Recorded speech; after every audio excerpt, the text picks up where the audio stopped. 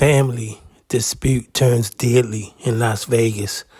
Mom killed, dad and son critical condition. October 12, 2025. Damn.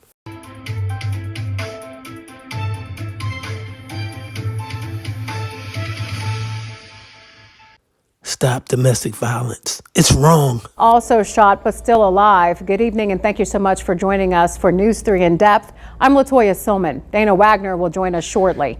Metro Police say a family argument inside of a local home turned into a deadly shooting last night. It's the latest domestic violence related murder in our valley. News 3's Kristen Drummond is now live near Rainbow and Vegas Drive with the very latest on this crime and the concerns about what this type of violence means for our area. Kristen?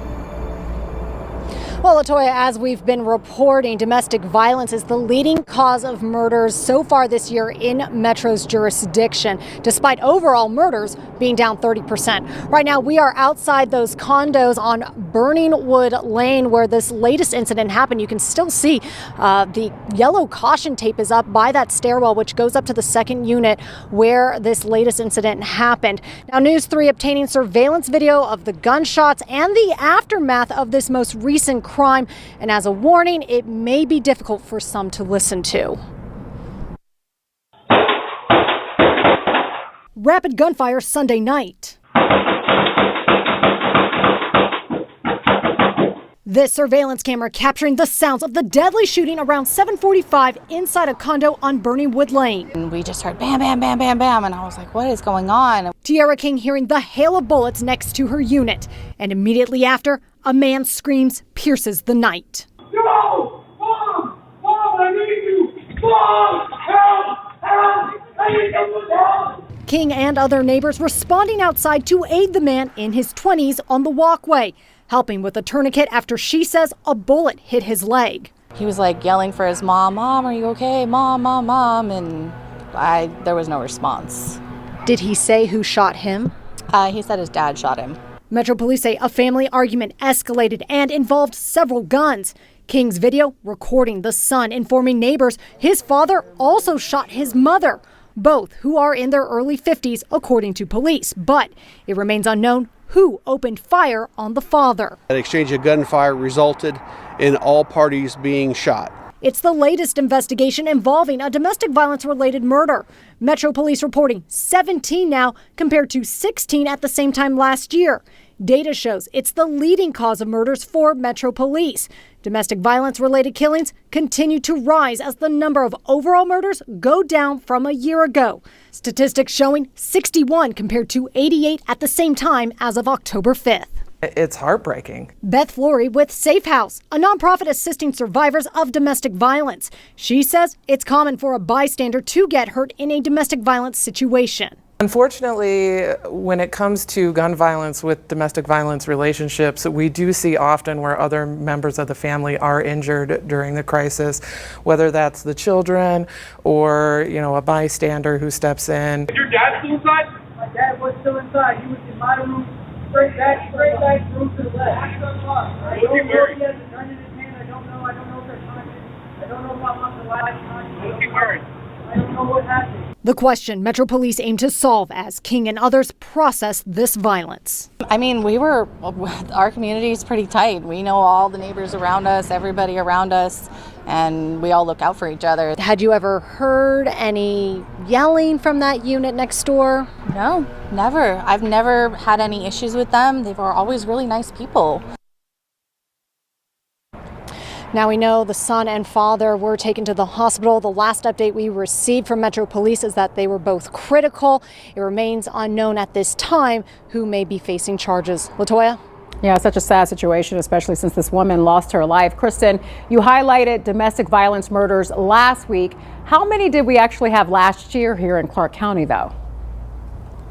All right, so the data shows that we had 42 domestic-related murders last year. That was actually down from the 56 the previous year. But domestic violence advocates are consistently telling us that Nevada overall always ranks among the top among states when it comes to domestic violence murders. Latoya? All right, Kristen, thank you so much for the latest information on that. Well, there was a similar case, you may remember, back in July after a local man was accused of killing his mom and sister. Jacob Lister was charged with murder and attempted murder after allegedly shooting and killing his mother during a fight with his sister. He was found not competent to stand trial last month. Lister is now in the custody of the Division of Public and Behavioral Health to receive treatment.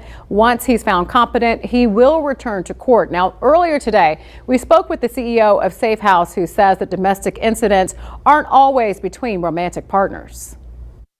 When it comes to gun violence with domestic violence relationships, we do see often where other members of the family are injured during the crisis, whether that's the children or, a bystander who steps in, or maybe a future partner, and the exes come back for retribution, and it's heartbreaking.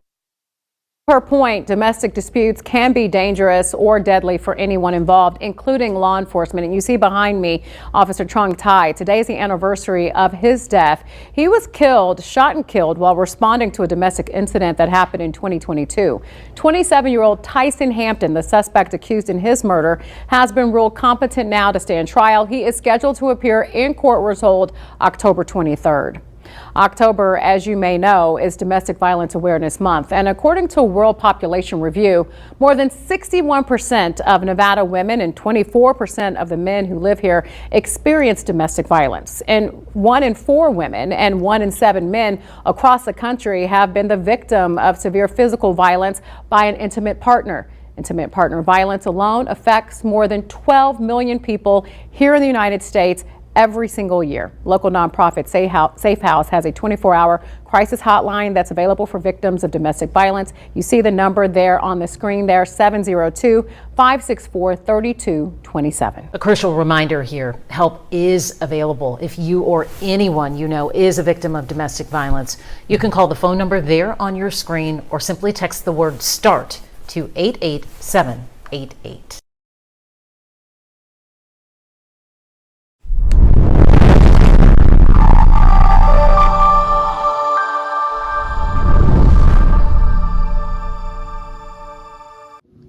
Thanks for watching. We appreciate you. Please subscribe.